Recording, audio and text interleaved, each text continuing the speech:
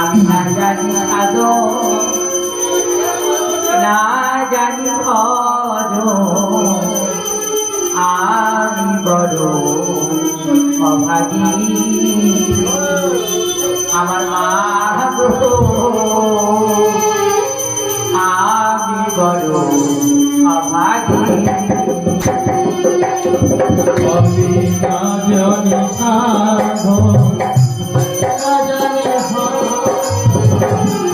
আমি বড় অভাগী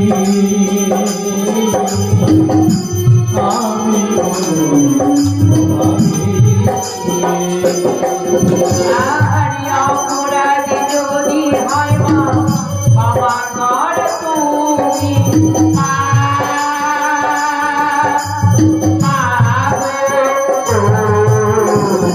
অপরাধ হই ক্ষমা করো তুমি মা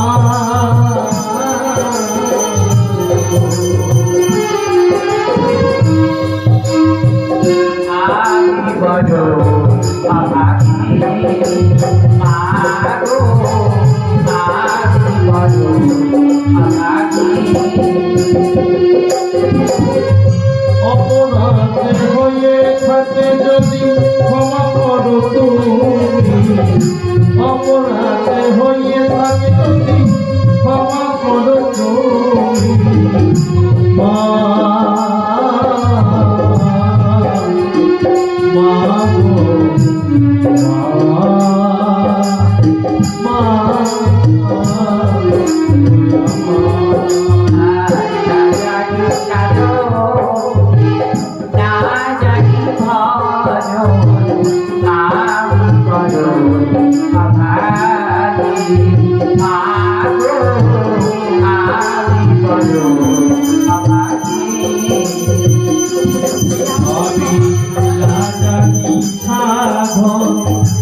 না জানি মরো না জানি না জানি মরো আমি বড় অভাগী আমি বড় অভাগী প্রথমে মনে ধরা করি মা পিতা মাতার চরণে জননী আর শিক্ষা গুরু মা বন্দনা দিলাম জননী ব্রহ্মা বিষ্ণু মহেশ্বরের বন্দনা আমার আদরে জননী মা গো আমি বড়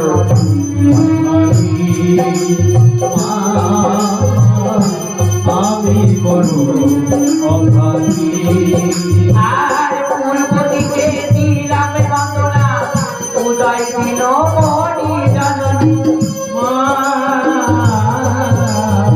মা আর প্রতিদিনে বন্দনা করি মা মক্কা মদিনায় গো জননী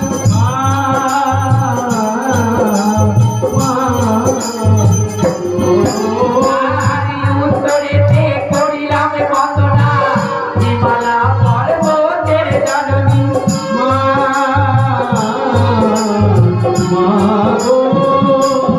আমি বড় অভাগী মা গো আমি বড় অভাগী আর দক্ষিণেতে দিলাম বন্দনা সপ্ত সাগরের জননী জয় জয় মা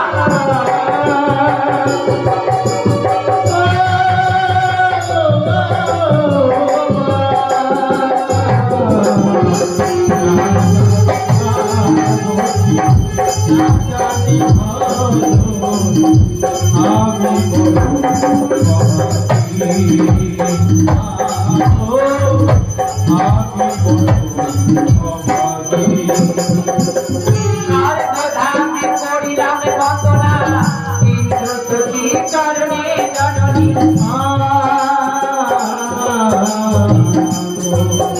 আর মোর প্রধা দিলাম বন্দনা বাসুদেবের চরণে জননী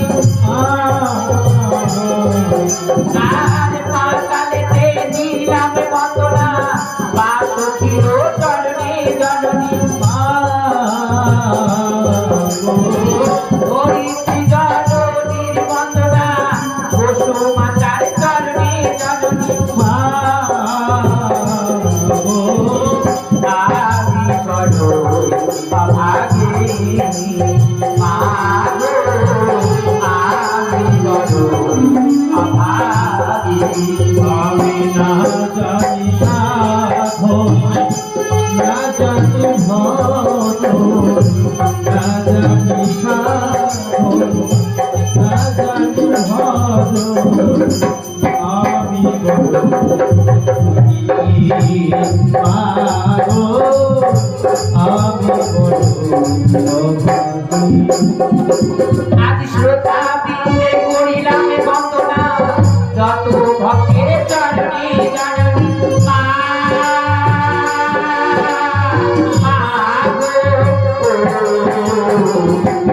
আমি বড় অভাগী আমি বড় অভাগী আরি রোগে পাটনে দিলাম বন্দনা মাসি কলার চরণে জননী ধরার অধিকার করিলাম বন্দনা ঘটা কর্ণ মনির জননী মা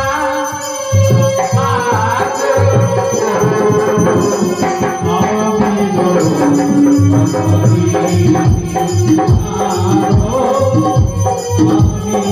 আমি বড় অভাগী না জানি সাগর না জানি ধর আমি সাধন না জানি ধর আমি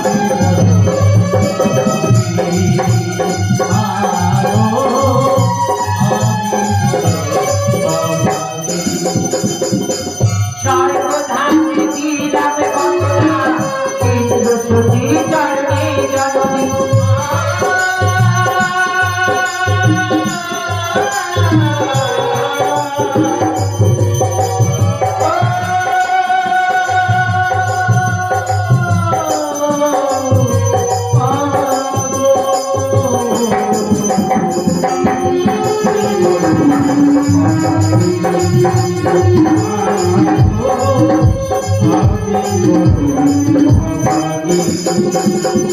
আর কৈলাসে দিলাম বন্দনা হরগুড়িয়ার চরণে জননী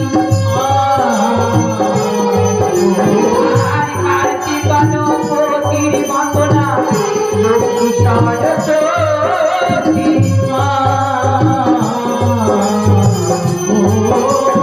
আজ গলে লৌনে দিলাম বন্দনা লক্ষ্মী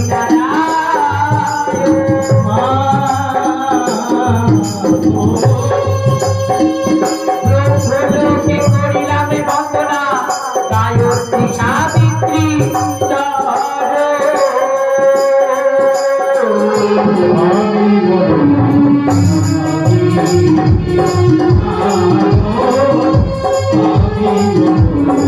অভাগী আর কৃপা মোরি কৃপা করবা এসো আসরে জননী আদি জলে যদি থাকো মাগমা এসো আসরে তুমি আর কানে ধরা সরণি পরমা পড়েছি ঘোর বিপদে জননী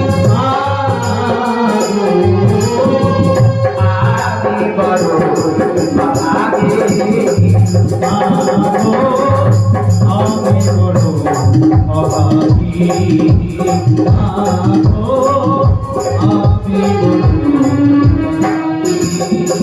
আর কালী ঘাটে দিলাম বন্দনা মা কালীর ওই চরণে জননী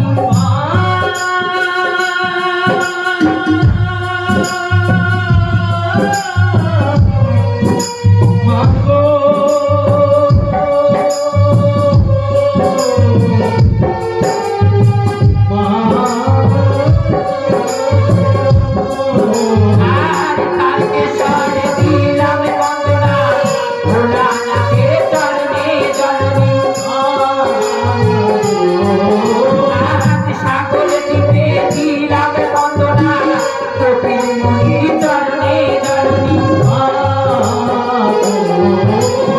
আর গয়া ধামে করিলাম বন্দনা গয়া সুরের চরণে জননী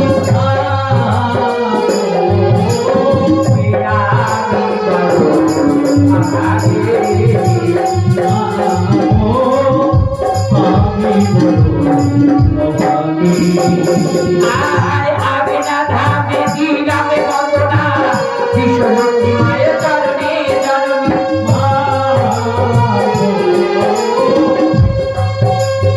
আয় হারালে দিলাম বন্দনা দেব পঞ্চাননের জননী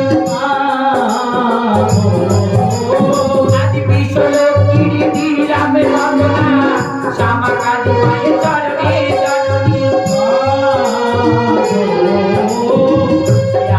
আমি বড়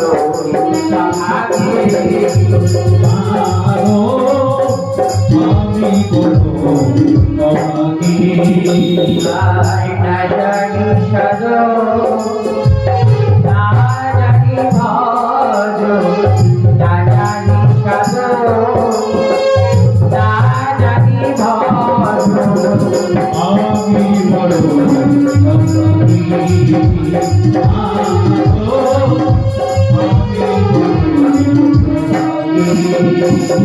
আদি সবকে পেতে করিব বন্দনা যত দেবী দেবী চরণে জননী আর মহাপ্রভুর করিলাম বন্দনা নবদ্বীপ ধামে জননী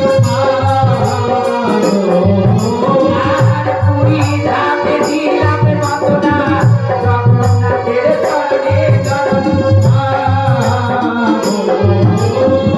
বৃন্দাবনে দিলাম বন্দনা রাধা কৃষ্ণের চরণে জননী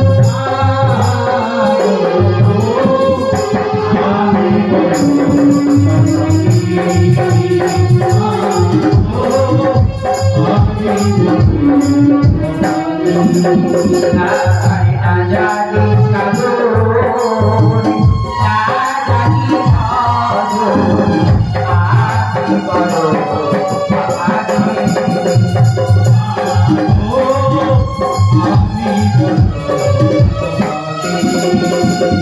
আরে বন্দনা যে সঙ্গ হলো মা সঙ্গে ধরি দাও হলো ধরি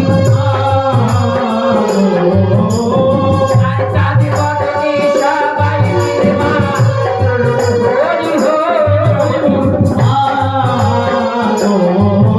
আর দেখো পদ্মায় এসে গেছে মা আমার আদরে জননী আমি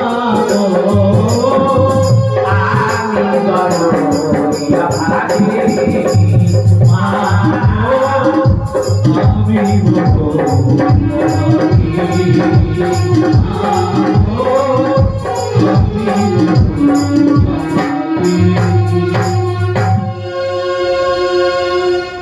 আজ পিনাকিনাথ শঙ্কর একদা ধ্যানে রইল রত এদিকে মা সতী আমার চিন্তা করলে অন্যের অভাবে মর্তবাসী ডাকে আমায় মা মা বলি তাই অন্যের অভাব আমি যদি মা করি না এই অন্যের অভাব ঘোচাতে পারি কেউ আমাকে জগৎ মাতা বলে ডাকবে না কেউ আমাকে মা অন্নপূর্ণা বলে ডাকবে না তাই আমি আমার প্রাণরাত্রি স্মরণ করে পাঠিয়ে দেবো সেই বললু পাখিরে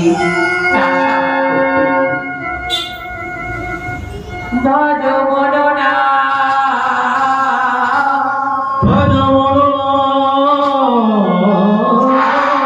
শ্রী শঙ্কর না ভজ মননা শ্রী কৈলাসপতি না আমি ডাকবো প্রাণ ধরে আজ তোমায় ডাকবো প্রাণ ধরে আজ তোমায়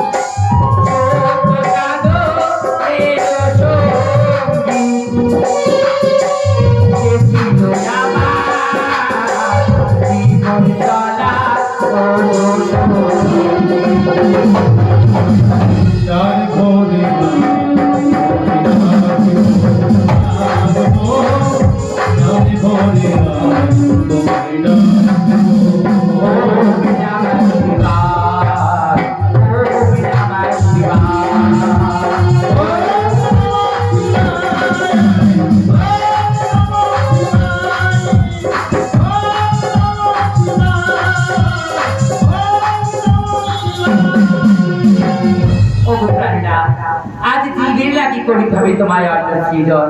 তাই আমার মা গৌরীর আদেশে পিনাকিনাথ শঙ্কর গেলেন মা সেই বল্লুপার তিনি চাষাবাদ করতে।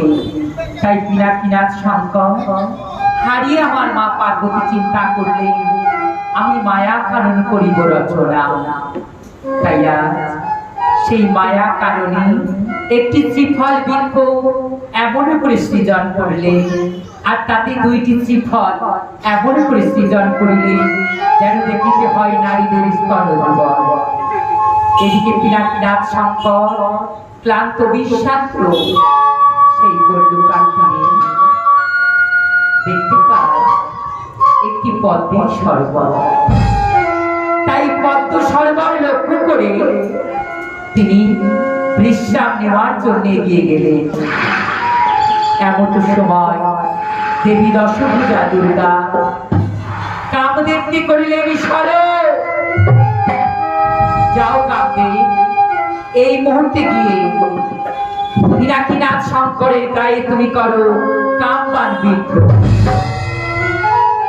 কামে জর্জিত পিনাকিনাথ শঙ্কর যখনই সেই ত্রিফল বৃক্ষ দর্শন করলে আর পদ্মের বিছানায় তিনি শয়ন করেছিলেন তার কামরতি প্রকৃত হয়ে যায়। সঙ্গে সঙ্গে পিনাকিনাথ শঙ্কর চিন্তা করলেন মহাদেবের মহাবীর্য ধরিতে কে বা আছে সক্ষম, তাই বামস্ত করে নিয়ে রাখলে পদ্ম পাতায়। আর পদ্ম পাতায় যখনই রেখেছে মা তোমার টলমল করে গো, টলমল করে গো মহাদেবের মহাবীর্য টলমল করে গো মহাদেবের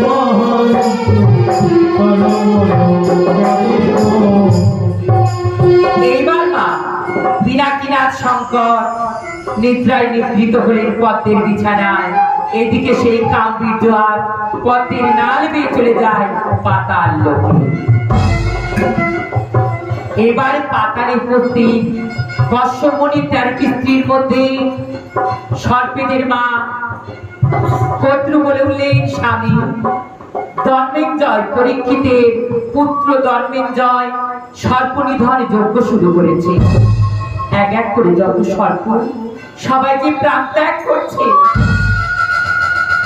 তাই যদি এক এক করে সব সর্প ওই সর্পনিধন যজ্ঞে প্রাণ ত্যাগ করে তাহলে আমার সর্প বংশে কোনো চিহ্ন থাকবে না। তাই আজ তুমি আমার সর্পকুলকে রক্ষা করো।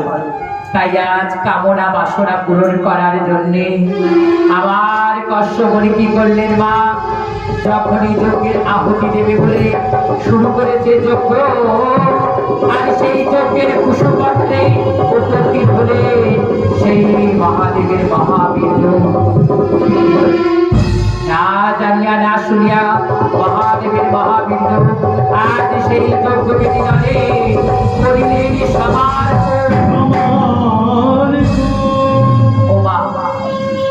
এক মাস নয়, এক বছরের নয়, নবম বছরের কন্যা সৃজন হলে দেবী পদ্মাবতী। জয় জয় ও মা মনসা, তোমার জয় বিশ্ব হরি গো। আজ পাতালেতে জন্ম নিল দেবী মনসা গো। জয় জয় ও মা মনসা, জয় বিশ্ব হরি গো। মা মনসার জননী জয় জয় মা মনসা, জয় জয় মা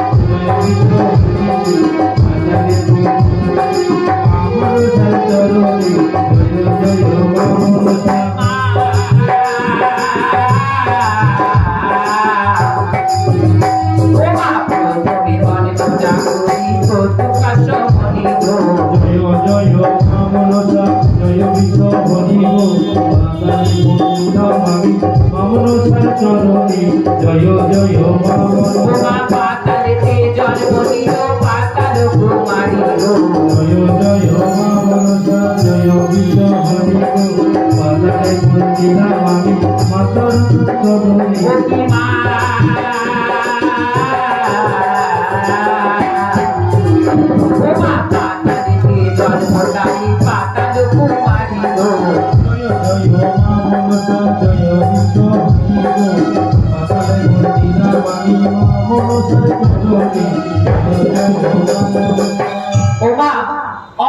নাগের জননী হলেন পাতাল মাঝারে, তাই অষ্টনাগকে তুলে দিলেন আর বললেন, ওমা এই সর্পকুল রক্ষার জন্য আমি তোমার সৃজন করেছি।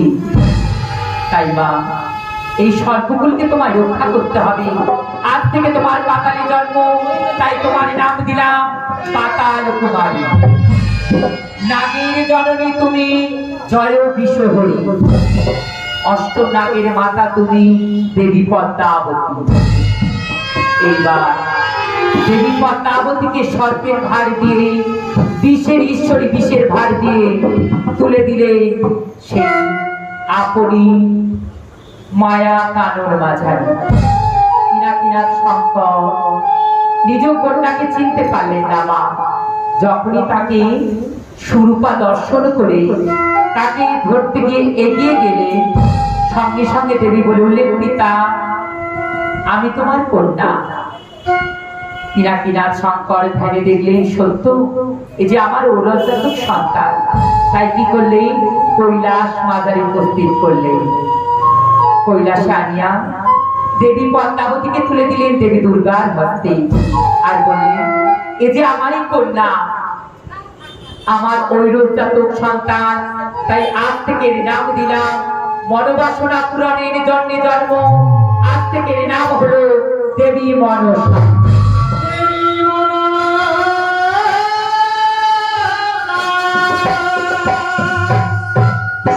পিতা সকল দেব দেবীরা আছি, এই স্বর্গমাঝে আসো। বলো না পিতা, আমার কেন আসো না? আমাকে তোমার আমার যোগ্য আসন পাইয়ে দিতে হবে পিতা। তাই আমাকে দেবীত্বের আসনে দিতে হবে। যাও মা, পূজা তুমি পাবে যদি ধরণীর বুকে কোন একনিষ্ঠ রাজা তোমার চরণে ভক্তির পুষ্পাঞ্জলি দান করে, তাহলে তুমি এই স্বর্গসভার আসনে জিতে নিতে পারবে।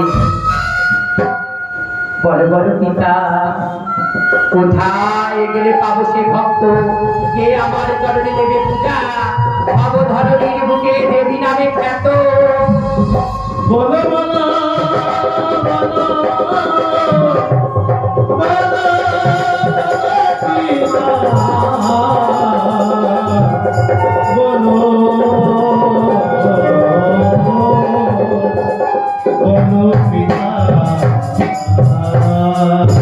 মনে রেখো মনসা, আমি তোমায় বলে দিচ্ছি, পৃথিবীর মাঝে একনিষ্ঠ ভক্ত আছে চন্দ্রধর।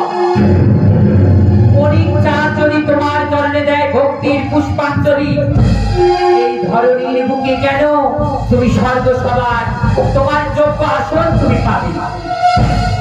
তবে মনে রেখো মা, পূজার কারণে যাচ্ছ তার কাছে, শত চেষ্টা করেও তার প্রাণে যেন আঘাত করো না। পূজা নাও তাতে ক্ষতি নেই, আমার কিঙ্করকে যেন তুমি প্রাণে হত্যা করো না। যদি ভক্ত না থাকে পূজা তুমি কোথায় পাবে? তাই ভক্ত হয় ভগবানের থেকে বড়। তাই ভক্ত আমার মাতা পিতা, ভক্ত আমার গুরু, ভক্ত তেনা লিখেছি আমার বাঞ্ছা কল্পতরু। আদি ভক্তি ভগবান, ভক্তি ভগবান, আদি ভক্তি ভগবান, ভক্তি ভগবান, ভক্তির ভগবান, ভক্তির ভগবান, ভক্ত দিলে পাইব তাহা দিনে আর রাতে। ভক্ত না দিলে আমার বিলম্ব উপবাসে। আমি ভক্তি ভগবান, ভক্তি ভগবান, ভক্তির ভগবান।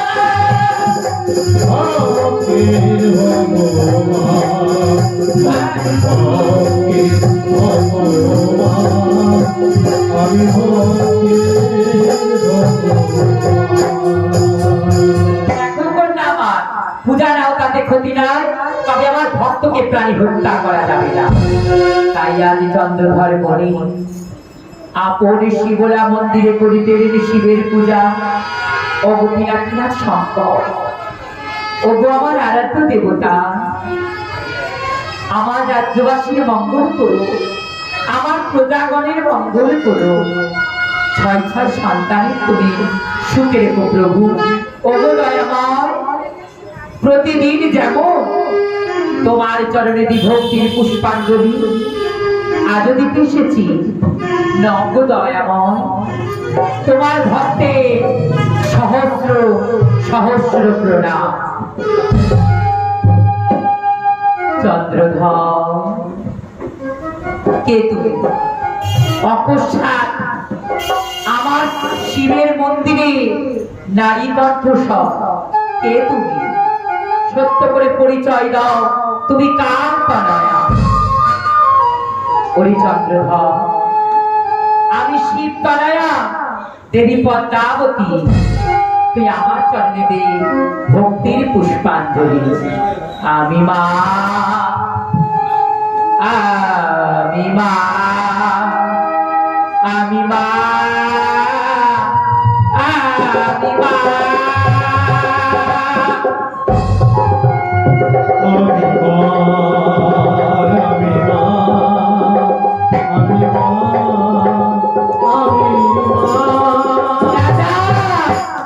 দূর বহু দূর থেকে এসেছি গো রাজা, দূর বহু দূর থেকে এসেছি গো রাজা।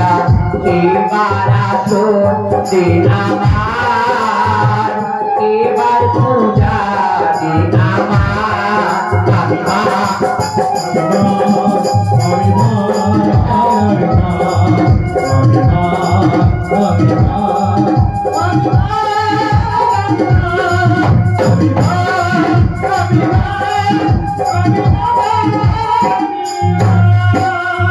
আমি যে তোমায় চিনতে পারছি না, বড় সত্য করে পরিচয় তোমার কি?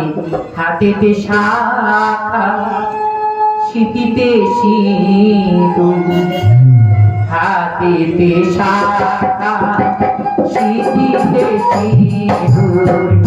আমাকে চিনতে হয় কি কারো গোলাম মা?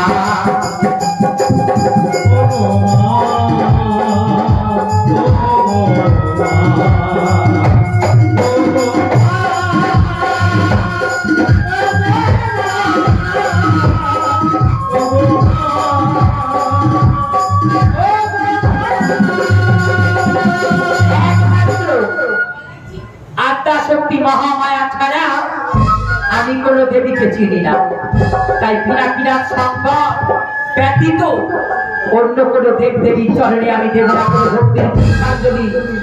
যে আশায় আমার কাছে উপস্থিত হয়েছ, পরিত্যাগ করো মনো আশা, ফিরে যাও। দেবী পদ্মাবতী বললেন, চাও তুমি যদি আমার চরণে দাও ভক্তির পুষ্পাঞ্জলি, কথা দিলাম বাবা, তোমার রাজ্য করিব আমি শস্য শ্যামলা বসুমতী ধারা। চাই না মঙ্গল, আমি চাই না। মঙ্গলময় শিবের পূজারী আমি, আমার মঙ্গল কাউকে চিন্তা করতে হবে না। যদি চাও একটা নয়, দুটো নয়, 7-7টি মানিক্যের মালা আমি বন্ধন করে তোমায় দিতে পারি, কিন্তু এ মন্দিরে আমি তোমার দেবীর আসনে দিতে পারি না। যার গায়ে শত শত মানিক্য পায় শোভা, তাকে তুই 7টি মানিক দিয়ে ভোলাতে চাস বাবা। আমি চাই না তোর কাছে শব্দ মানিক। এই মুহূর্তে যে তুই আমার চরণে রাঙা পদ্ম, ফিরে যা। কিছুতেই দিলাম না পূজা। পূজার পরিবর্তে কি করলাম? আমার হস্তে আছে হিমতালের গুড়ি, এই হিমতাল দণ্ড দিয়ে আমি তো কাতালি করিলাম আঘাত।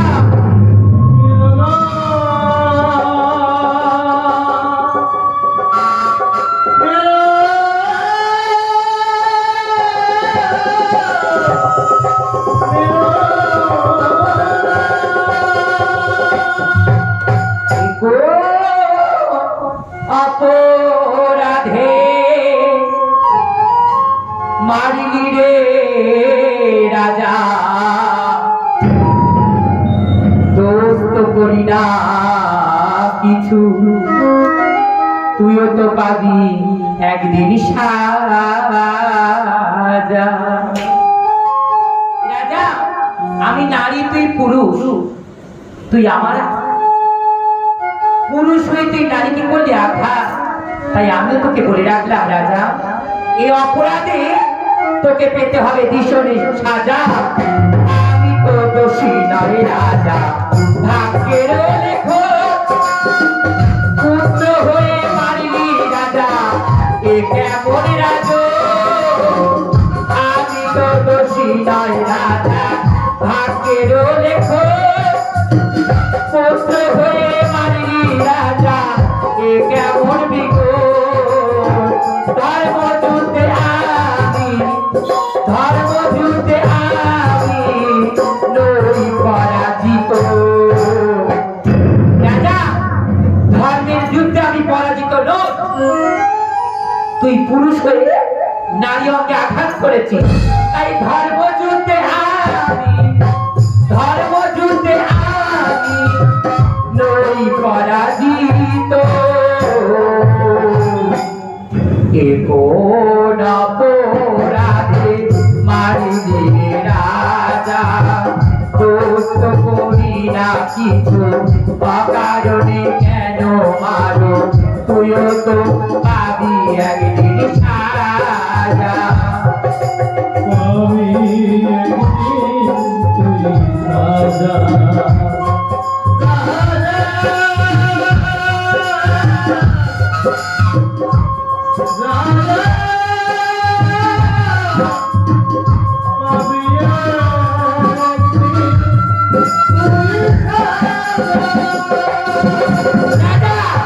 মনে রাখিস, এই দেখা শেষ নয়, আমি আবার আসবো, আর সেদিন এই স্বাদের চম্পক নগর আমি শ্মশানে করে যাব।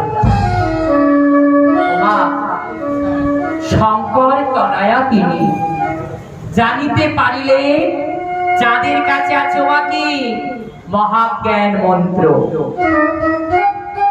আছে তার কাছে কবচ কুণ্ডল। তাই মাগো, কবচ কুণ্ডল আর মহাজ্ঞান মন্ত্র যদি আমি হরণ করতে না পারি, কিছুতে আমি দাম্ভিক চন্দ্রধরকে সাজা দিতে পারবো না।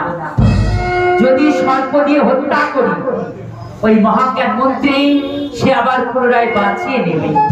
তাই কি করলেন মা, পদ্মাবতী ছাড়িয়া তার নিজ মূর্তি ধরিলেন তপস্বিনী কন্যা।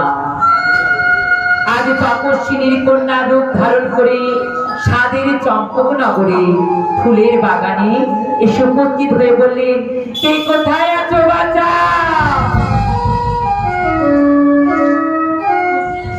নারীর কণ্ঠস্বর শুনে দাম্ভিক চন্দ্রধর এগিয়ে এসে বললেন, ওগো কন্যা, বলো না কি কারণে তুমি চিৎকার করে প্রতিবেশী জনকে ডাকছো, আর সত্য করে তোমার পরিচয় দাও।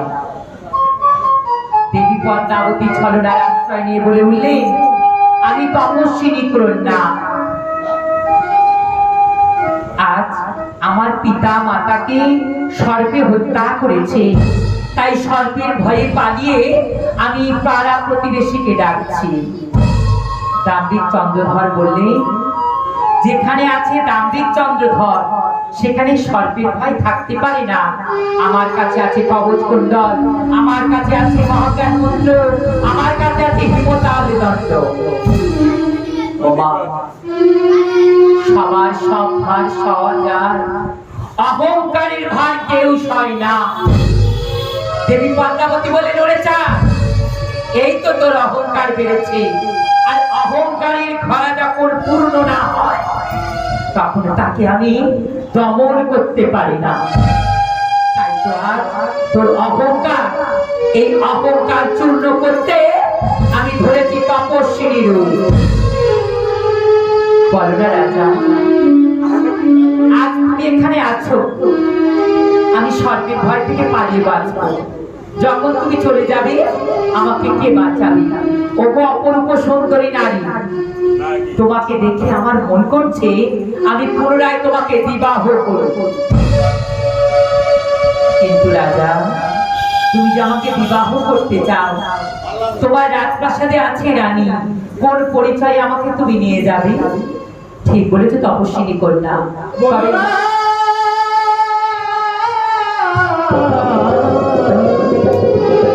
অমর করে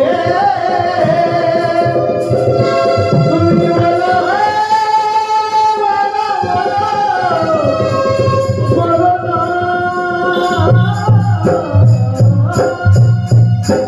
তোমার কথায় আমি রাজি হতে পারি। আজ এই পুষ্প উদ্যান মাঝে বেঁধে দেব তোমার জন্য আমি স্বর্ণের প্রাসাদ। এইবার সেই পদ্মাবতী ছলনা রূপে বলে উঠলে, আমি তোমার সহধর্মিণী হতে পারি, তবে রাজা আমার কাছে 300তে আবদ্ধ হতে হবে। আমি তোমার কাছে যা চাইবো তুমি তাই দেবে। রাজা, তুমি তো আমার স্বর্ণের প্রাসাদ করে দিচ্ছ, এর বেশি আমি নিশ্চয়ই তোমার কাছে কিছু আশা করতে পারি না। নারীর মোহে চাঁদ বললেন, বেশ নারী, তুমি যদি আমার মনোমঞ্জুরি আজ আমার মনোমোহিত করতে পারো, এই পুষ্পোদ্যান মাঝে আমি তোমার কথা দিলাম, তুমি যা চাইবে, ঊর্ধ্বে অনন্ত আকাশ, নিম্নে শস্য শ্যামলা বসুন্ধরা, আর আমার কিরা কিরা শঙ্করের নামে শপথ